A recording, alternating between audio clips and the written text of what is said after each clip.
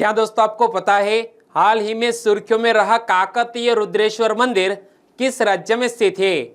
किस राज्य के मुख्यमंत्री ने पद से इस्तीफा दे दिया? और इंटरनेशनल सोलर अलायंस में कौन सा देश शामिल हो गया? ऐसे ही 13 बड़ी खबरों को कवर करते हुए हमने आज का बोले तो 27 जुलाई 2021 का करंट अफेयर का वीडियो तैयार किया है। क्वालिटी की दृष्टि से बेस्ट है यह वीडियो, आप लास्ट तक देखें। लास्ट में मैं आपसे एक क्वेश्चन पूछूंगा जिसका आंसर आपको नीचे कमेंट बॉक्स में देना है। और अभी तक आपने हमारी GK 2020 चैनल को सब्सक्राइब नहीं किया है तो सब्सक्राइब कीजिए, पास में जो बेल आइकन है उसे भी प्रेस कर दीजिए, क्योंकि आने वाले हर एक वीडियो की अपडेट आपको सबसे पहले मिले। चलिए बिना वक्त गंवाए स्टार्ट करते हैं पहले क्वेश्चन से। द्वितीय विश्व युद्ध के दौरान मणिपुर का कौन सा शहर भारतीय राष्ट्रीय सेना का मुख्यालय था? यह हिस्ट्री का क्वेश्चन है, लेकिन करंट अफेयर में इसीलिए आया है क्योंकि हमारे देश के प्रधानमंत्री ने मन की बात में मणिपुर के इस शहर का जिक्र किया और यहाँ पर इंडियन नेशनल आर्मी का हेडक्वार्टर था। और यह मणिपुर का कौन सा शहर? मोइरंग शहर था। यानी कि इस क्वेश्चन का सही आंसर है मोइरंग। प्रधानमंत्री श्री नरेंद्र भाई मोदी जी ने मन की बात में इंडियन नेशनल आर्मी यानी कि INA के बारे में बात की और इसे आजाद हिंद फौज के रूप में भी जाना जाता है। क्या इंडियन नेशनल आर्मी को आजाद हिंद फौज के रूप में भी जाना जाता है? और मणिपुर राज्य के साथ इसका संबंध है, इंडियन नेशनल आर्मी का संबंध है मणिपुर राज्य के साथ। और यहाँ पुरानी फोटो देख सकते हैं इंडियन नेशनल आर्मी के, और इसमें पुरुषों की कमान किसके पास थे? हमारे ये सुभाष चंद्र बोस के पास। और महिला विंग की कमान किसके पास थे? कैप्टन लक्ष्मी सहगल के पास। और इंडियन नेशनल आर्मी द्वितीय विश्व युद्ध के दौरान भारतीयों द्वारा गठित एक सशस्त्र बल था और इसका उद्देश्य क्या था? ब्रिटिश शासन से भारत की स्वतंत्रता दिलाना था। क्या? ब्रिटिश शासन से भारत की स्वतंत्रता दिलाना था। और द्वितीय विश्व युद्ध के दौरान मणिपुर का मोइरंग शहर भारतीय राष्ट्रीय सेना का मुख्यालय था। यहां से दोस्तों यह क्वेश्चन करंट अफेयर में मैंने बनाया है कि मणिपुर का मोइरंग शहर इंडियन नेशनल आर्मी का हेडक्वार्टर था। और कई मणिपुरी लोगों ने द्वितीय विश्व युद्ध के दौरान इंडियन नेशनल आर्मी सेनानियों की मदद के लिए स्वेच्छा से स्वयं को प्रस्तुत भी किया था। और यहाँ दोस्तों मैप में देख सकते हैं यह है मोइरंग शहर जो INA का हेडक्वार्टर था जहां पर। ओके, और इसी तरह हर क्वेश्चन से जुड़े इंपॉर्टेंट फैक्ट मैं आपके सामने रखता हूं। हमारा यह तरीका आपको अच्छा लगता है, लाइक करना मत भूलिएगा। दूसरा क्वेश्चन है आपकी स्क्रीन पर, विश्व कैडेट कुश्ती चैंपियनशिप 2021 में जसकरण सिंह ने कौन सा पदक जीता? दोस्तों कल ही मैंने आपको यह विश्व कैडेट कुश्ती चैंपियनशिप 2021 कहां आयोजित हो रही है उनके बारे में बताया था। और हाल ही में हमारे भारत देश के जसकरण सिंह ने सिल्वर मेडल जीता है। यानी कि इस क्वेश्चन का सही आंसर है रजत पदक। और इसीलिए भी यह इवेंट खास है क्योंकि मेडल टैली में हमारा भारत देश पहले स्थान पर रहा है, क्योंकि 48 किग्रा भार वर्ग में अमन ने स्वर्ण पदक जीता, 80 किलो में सागर जागलान ने स्वर्ण पदक जीता, 60 किलो में जसकरण सिंह ने रजत पदक जीता, 51 किग्रा भार वर्ग में चिराग ने कांस्य पदक और 71 किग्रा भार वर्ग में जयदीप ने कांस्य पदक और 110 किलो में साहिल ने कांस्य पदक जीत लिया है। और इसी तरह मेडल टैली में हम पहुंच गए हैं पहले नंबर पर। हंगरी के बुडापेस्ट में चल रही विश्व कैडेट कुश्ती चैंपियनशिप में भारतीय पहलवानों ने इतिहास रच दिया है और यह इतिहास भी अकेले हरियाणा के पहलवानों के सहारे रचा गया है। क्या? अकेले हरियाणा के पहलवानों के सहारे यह इतिहास रचा गया है, जहां फ्री स्टाइल में भारत पहली बार विश्व चैंपियन बना है। और यह इवेंट कहां पर हो रही है? हंगरी की कैपिटल बुडापेस्ट में यह इवेंट चल रही है।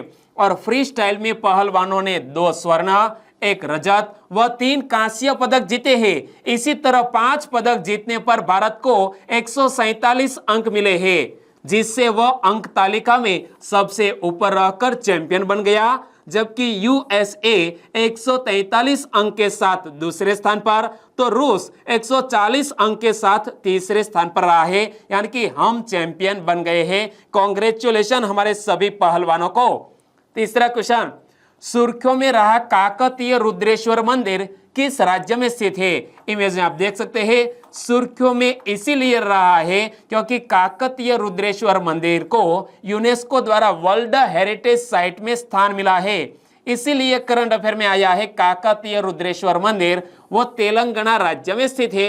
यानी कि इस क्वेश्चन का सही आंसर है तेलंगाना राज्य। और यहां पर क्या लिखा है? काकतीय रुद्रेश्वर मंदिर तेलंगाना, और उन्होंने हाल यूनेस्को ने वर्ल्ड हेरिटेज साइट में स्थान दिया है हमारे इस मंदिर को। तेलंगाना का काकतीय रुद्रेश्वर मंदिर विश्व धरोहर में शामिल किया गया है। यूनेस्को की वर्ल्ड हेरिटेज साइट ने इसे विश्व धरोहर के तौर पर जगह दी है। किसे? काकतीय रुद्रेश्वर टेम्पल किस राज्य में स्थित है? तेलंगाना में, और यूनेस्को द्वारा वर्ल्ड हेरिटेज साइट में स्थान मिला है। और इसीलिए नाम याद रखो काकतीय रुद्रेश्वर मंदिर।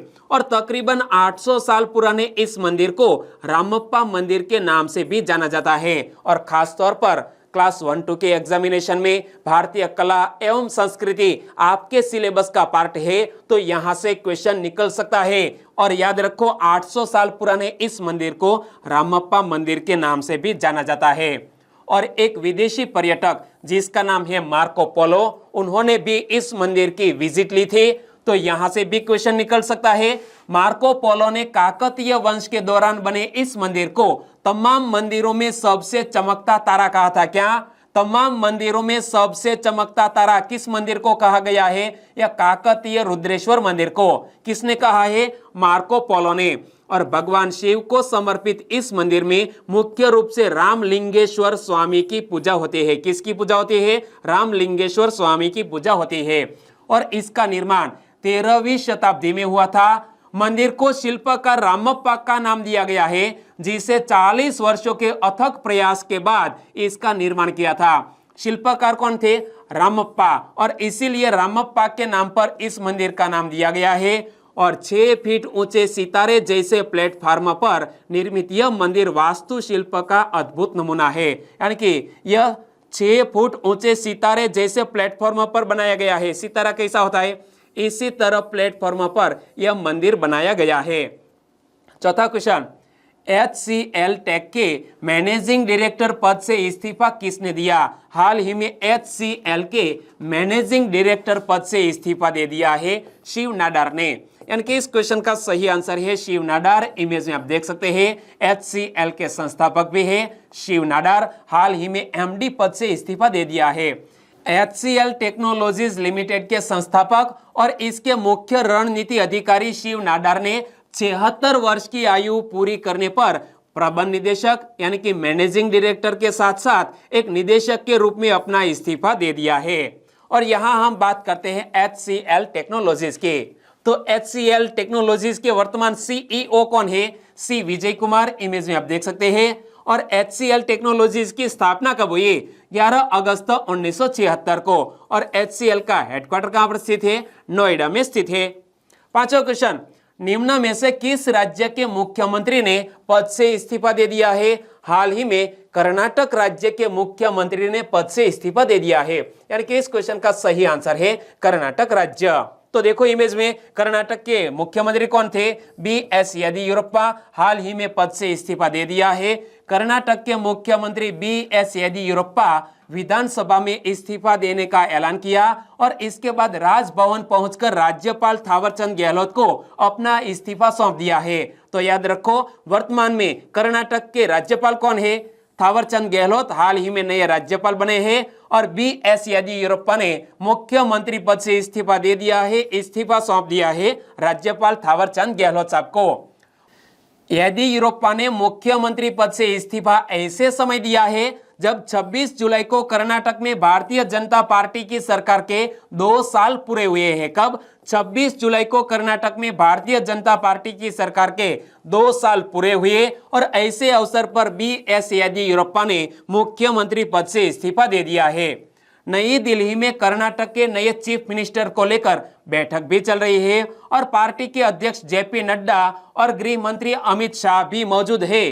कर्नाटक की मुख्यमंत्री पद की रेस में प्रहलाद जोशी, BL संतोष, लक्ष्मण सवदी और मुरुगेश निरानी का नाम शामिल है। शायद हमारा अंदाजा गलत हो सकता है और जब तक यह करंट अफेयर आप देख रहे हैं तब तक यह नाम की घोषणा भी की जा चुकी होगी। यदि आपके सामने नाम आ गया है तो नीचे कमेंट सेक्शन में जरूर बताना। छठा क्वेश्चन, किफायती हरित आवास को बढ़ावा देने के लिए HDFC लिमिटेड को 250 मिलियन अमेरिकी डॉलर का ऋण किसने दिया है? हाल ही में HDFC बैंक को 250 मिलियन अमेरिकी डॉलर का ऋण IFC ने दिया है। यानी कि इस क्वेश्चन का सही आंसर है IFC। विश्व बैंक समूह की एक निजी क्षेत्र की निवेश शाखा अंतरराष्ट्रीय वित्त निगम यानी कि IFC ने हरित किफायती आवास को बढ़ावा देने के लिए 250 मिलियन अमेरिकी डॉलर, लगभग हमारे भारतीय रुपयों में कहे तो 1875 करोड़ रुपए का ऋण प्रदान करने का निर्णय लिया है। किसने? IFC ने। और यहां पर पढ़िए, IFC lends 250 मिलियन अमेरिकी dollar to HDFC to promote affordable green housing finance. IFC भारतीय आवास बाजार में अपनी गहरी पैठ और महत्वपूर्ण प्रतिबद्धता के साथ HDFC के साथ साझेदारी करके इस धारणा को चुनौती देने और हरित किफायती आवास को बढ़ावा देने में मदद करना चाहता है। IFC HDFC बैंक के साथ यह समझौता हुआ है। सातवां क्वेश्चन, हाल ही में जयंती का निधन हो गया। वे किस भाषा की फिल्मों की प्रसिद्ध अभिनेत्री थी? इमेज में आप देख सकते हैं, जयंती का हाल ही में निधन हो गया। वो कन्नड़ भाषा की एक फेमस एक्ट्रेस थी। यानी कि इस क्वेश्चन का सही आंसर है कन्नड़ भाषा। कन्नड़ की जाने मानी एक्ट्रेस जयंती का निधन हो गया है। उन्होंने 100 से ज्यादा फिल्मों में काम किया था। जयंती के बेटे कृष्ण कुमार ने अभिनेत्री के निधन की पुष्टि की है और वह उम्र संबंधी होने वाली दिक्कतों से परेशान थी। उन्होंने अपने घर पर सोते हुए आखिरी सांस ली। क्या?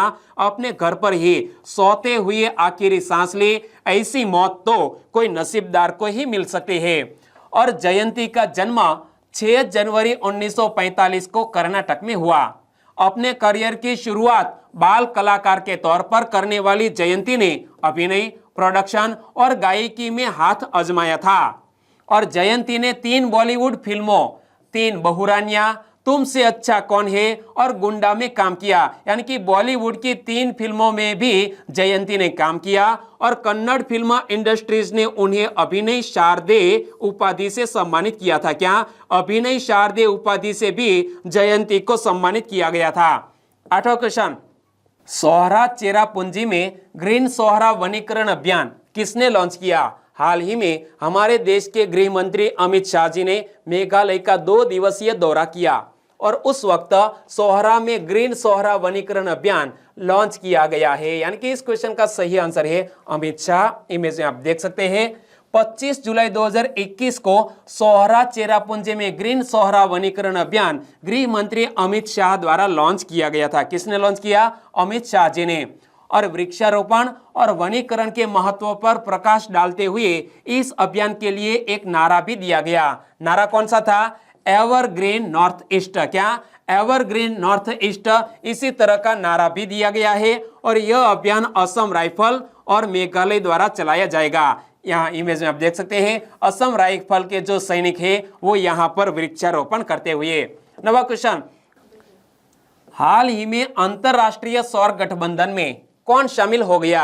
हाल ही में इंटरनेशनल सोलर अलायंस में शामिल हो गया है स्वीडन देश।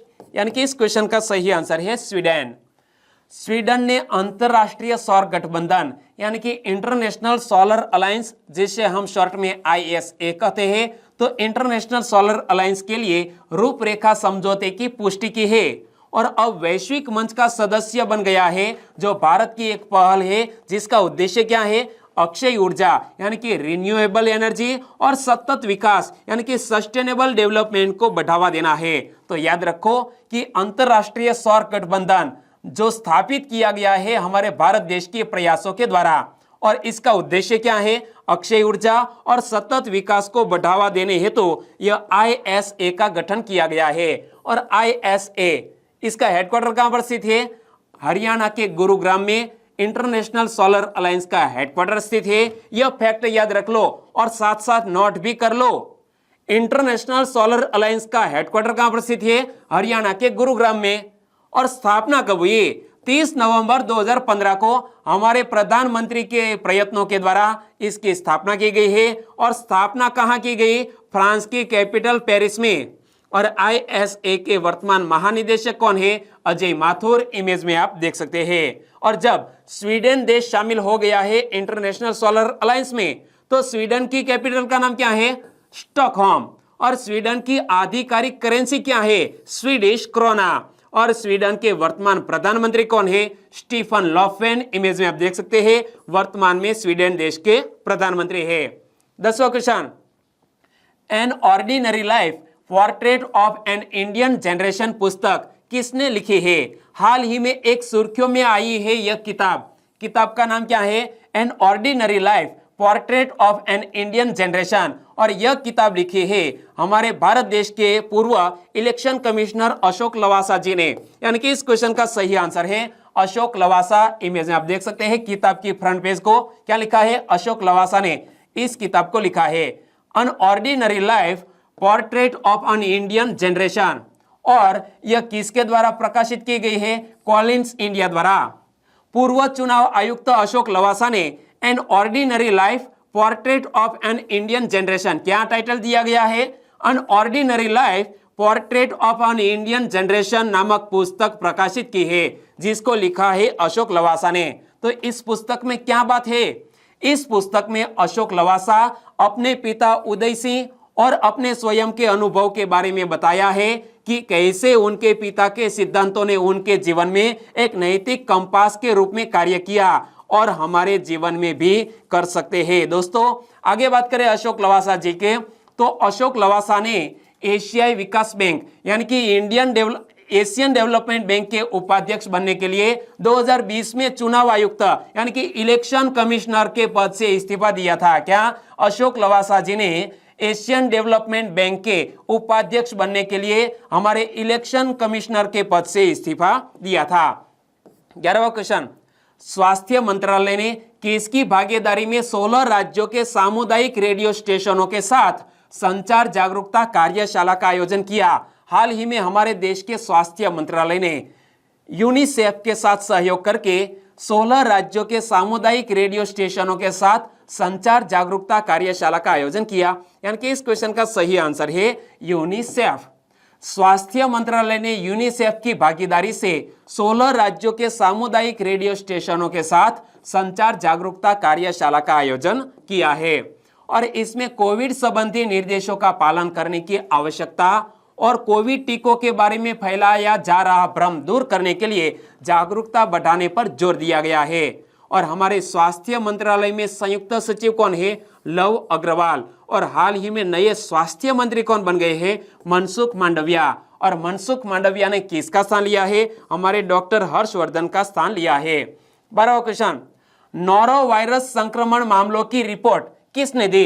हाल ही में एक नया वायरस सामने आया है, नॉरो वायरस। और नॉरो वायरस संक्रमण मामलों की एक रिपोर्ट हाल ही में यूनाइटेड किंगडम यानी कि यूके ने पेश की है। यानी कि इस क्वेश्चन का सही आंसर है यूनाइटेड किंगडम।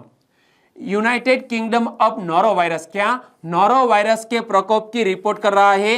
और पब्लिक हेल्थ इंग्लैंड, क्या पब्लिक हेल्थ इंग्लैंड, जिसे शॉर्ट में पब्लिक हेल्थ इंग्लैंड कह सकते हैं, उन्होंने हाल ही में नॉरो वायरस को लेकर चेतावनी जारी की थी।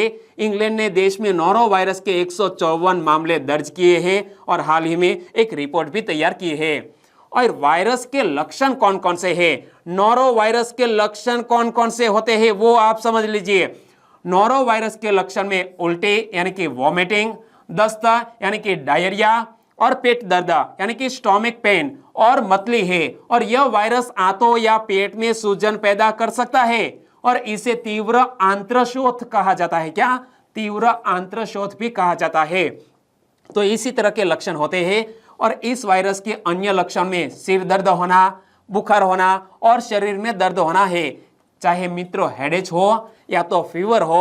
तो इसी तरह के लक्षण यहाँ नॉरो वायरस में दिखाई पड़ते हैं। और यह जब रिपोर्ट हाल ही में पेश की है यूनाइटेड किंगडम ने, तो यूनाइटेड किंगडम के वर्तमान प्रधानमंत्री कौन है? Boris Johnson. और यूनाइटेड किंगडम की कैपिटल का नाम क्या है? लंदन। 13वां और लास्ट क्वेश्चन, प्रधानमंत्री राष्ट्रीय राहत कोष का अध्यक्ष कौन होता है? पहले तो यह समझ लीजिए कि यह क्वेश्चन करंट अफेयर में क्यों आया, क्योंकि हाल ही में बहुत से राज्यों में मूसलाधार बारिश हुई है और इसी के चलते प्रधानमंत्री राष्ट्रीय राहत कोष से राशि जारी की गई है, इसीलिए करंट अफेयर में आया है। और इसके अध्यक्ष होते हैं हमारे देश के प्रधानमंत्री खुद, प्रधानमंत्री राष्ट्रीय राहत कोष के अध्यक्ष होते हैं। यानी कि इस क्वेश्चन का सही आंसर है प्रधानमंत्री। प्रधानमंत्री राष्ट्रीय राहत कोष के अध्यक्ष हैं और प्रधानमंत्री राष्ट्रीय राहत कोष में किए गए अंशदान को आयकर अधिनियम 1961 की धारा 80(6) के तहत कर योग्य आय से पूरी तरह छूट हेतु अधिसूचित किया जाता है। यानी कि पीएम केयर्स फंड में यदि आप दान देते हैं तो आयकर अधिनियम 1961 की धारा 80(6) के तहत आपको छूट मिलेगी। और दोस्तों, प्रधानमंत्री राहत कोष का संचालन कौन करता है? तो प्रधानमंत्री राष्ट्रीय राहत कोष का संचालन अवैतनिक आधार पर होता है और प्रधानमंत्री के एक संयुक्त सचिव इस कोष के सचिव के रूप में कार्य करते हैं। अवैतनिक आधार पर निदेशक स्तर के एक अधिकारी उनकी सहायता करते हैं। और अब बात करते हैं लास्ट वीडियो के क्वेश्चन की। लास्ट वीडियो में मैंने आपसे क्वेश्चन पूछा था, जापान में आयोजित टोक्यो ओलंपिक में टूर्नामेंट का पहला स्वर्ण पदक किसके नाम दर्ज हुआ? जापान में हाल ही में टोक्यो ओलंपिक चल रहा है और टूर्नामेंट का पहला स्वर्ण पदक बोले तो गोल्ड मेडल चीन देश के नाम दर्ज हुआ। यानी कि इस क्वेश्चन का सही आंसर था चीन। लगभग सभी दोस्तों ने बिल्कुल सही जिक्र किया है। इनमें से कुछ फ्रेंड के नाम लेना चाहूंगा तो वो है प्रहलाद फतेहपुरा, पहाड़ सिंह उमट, जिज्ञेश मेहनत, नरेश बुम्बड़िया, चावड़ा पूजा, अवनी यादव। इन सभी दोस्तों ने बिल्कुल सही आंसर दिया है चीन देश। तो अमित प्रजापति, मेघा परमार, मनीष कालानी, मीरा रावलिया, कृष्णा पटेल और एस नामक कोई फ्रेंड है, आपका आंसर भी बिल्कुल सही है। रंजना कुमारी, भीखाभाई रबारी, दशरथ रबारी, छगन चौधरी, मनहर डामोर और चंद्रिका किशोरी, सभी दोस्तों को बहुत बहुत धन्यवाद। और आज की वीडियो का क्वेश्चन ए रहा स्क्रीन पर, विश्व कैडेट कुश्ती चैंपियनशिप 2021 कहां आयोजित हुई? दोस्तों, यह वीडियो आपने ध्यान से देखा है तो बीच में ही मैंने आपको आंसर दे दिया था। तो चलिए बताइए, विश्व कैडेट कुश्ती चैंपियनशिप 2021 कहां आयोजित हुई? सही ऑप्शन चुन लिया है तो आंसर दीजिए नीचे कमेंट बॉक्स में। और वीडियो वाकई में आपको अच्छा लगा है, हेल्पफुल लगा है तो आपके दोस्तों को फेसबुक, व्हाट्सएप या टेलीग्राम के जरिए इस वीडियो की लिंक शेयर करना मत भूलिएगा। बस छोटी सी उम्मीद के साथ वीडियो खत्म करते हैं, फिर मिलेंगे नए करंट अफेयर वीडियो के साथ। तब तक के लिए टेक केयर एंड जय हिंद।